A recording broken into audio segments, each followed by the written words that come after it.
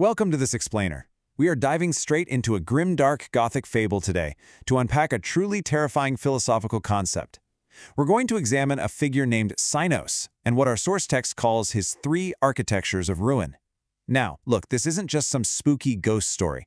It's actually a deep, allegorical exploration of Nietzschean philosophy, the real dangers of hyper-rationality, and ultimately, the death of organic human vitality.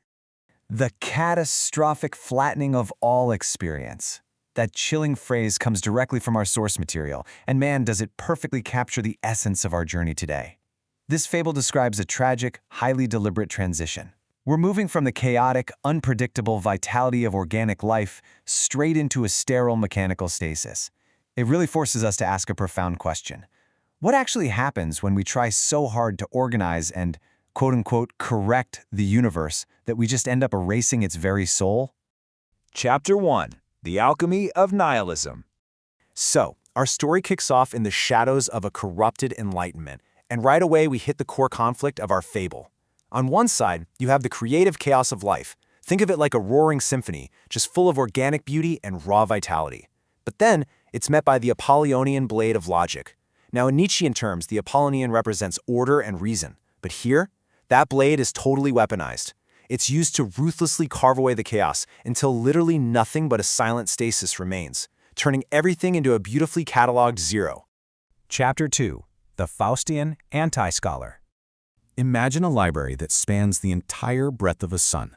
This is where we meet the first pillar of ruin. You know the classic legend of Faust, right? The guy who gambled his soul for infinite earthly experience? Well, this anti-scholar uses forbidden knowledge and immense industry to achieve the exact opposite. He actually seeks to correct the stars. He wants to orchestrate that catastrophic flattening of all experience we talked about earlier. To him, the roaring symphony of existence is just an ungrammatical text that desperately needs editing. So, wielding that Apollonian blade of pure logic, he ruthlessly strips away meaning. He erases adjectives, he scrubs out vibrant truths. You see, he doesn't want to add a single word to the world's story. He wants to delete the words until only a perfectly blank page remains. He's reducing the universe to a completely silent, unalterable stasis. Chapter 3. The Weight of Resentment. Okay, moving from the silent library, we head up into the shadowed peaks. Picture a soaring spirit attempting to climb to the upper kingdom, fueled by the vitality of what Nietzsche called self-overcoming. When that happens, Cynos manifests as the Alb, also known as the Night Fiend. This is a pale, nocturnal entity born purely from the undervaults of venomous envy and Nietzschean resentment. Its entire reason for existing is just to crush the ascending spirit of humanity.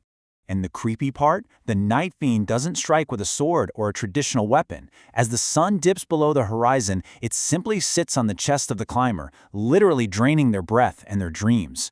By applying the suffocating, unbearable weight of cynical logic, it crushes that ascending spirit. It guarantees that any soaring champion will fall right back into the cold dirt where Cynos reigns.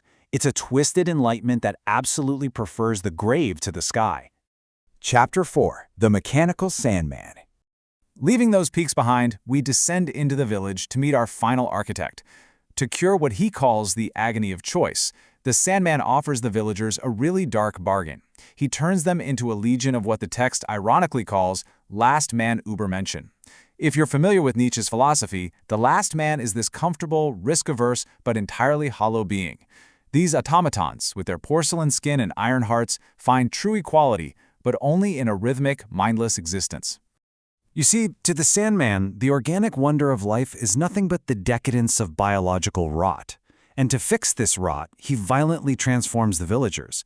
He rips out their soft, searching eyes and replaces them with cold, mechanical clockwork. He literally swaps their pulsing human hearts for rotating iron teeth. And the result of all this? He creates beings that are physically invincible, sure, but entirely hollow on the inside. This maps out a horrific trade on a societal level. Just think about what we're surrendering here. Soft searching eyes, pulsing hearts, erratic beauty, and yeah, even the sheer agony of choice. Basically everything that makes up organic human passion. And in return, what do we get? Clockwork sight, iron teeth, and mindless ticking. We are literally sacrificing the very essence of living just for the perfect silent hum of the gear. Chapter 5. Entering the Logical Tomb. So now we've reached the climax. We stand amidst the logical tomb Sinos has forged. His skin is the color of ash from a dead fire. He looks out over his creation and whispers to the anti-scholar, "Is the grammar of the stars finally still?" The anti-scholar just gestures to the horizon. The chaotic names of the universe have unraveled from the soil. Everything is now a beautifully catalogued zero. Next, Sinos turns to the alb. With a pale, bitter smile, he asks, "Does the spirit still dream of the heights?" The night fiend shakes its head. The ascending spirit has been completely crushed, and in that moment, Sinos feels a surge of venomous envy finally subside. Why? Because by dragging human ambition down into the dirt, he's ensured that no soaring champion will ever be able to look down on him again. Lastly, he addresses the Sandman, who is standing right there among his legion of last men. "Do they see the void?" Sinos asks. The Sandman simply points to their white, sightless eyes. They don't see the erratic beauty of life anymore, not at all. Their eyes now reflect only the cold, geometric geometry of a cosmic mind. The work of these three architectures is officially complete.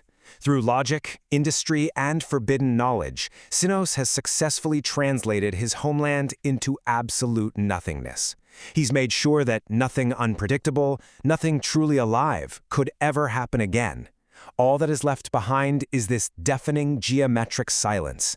It's a world corrected straight into the grave. Now, while this is a grim, dark, Gothic fable, its philosophical roots hit incredibly close to home. In our modern, seemingly endless drive to correct our environment, to automate our lives, and to flatten our experiences just to avoid the agony of choice, we really have to step back and ask ourselves, are we stepping into our own deafening silence? Right now, today, are we building our own logical tomb?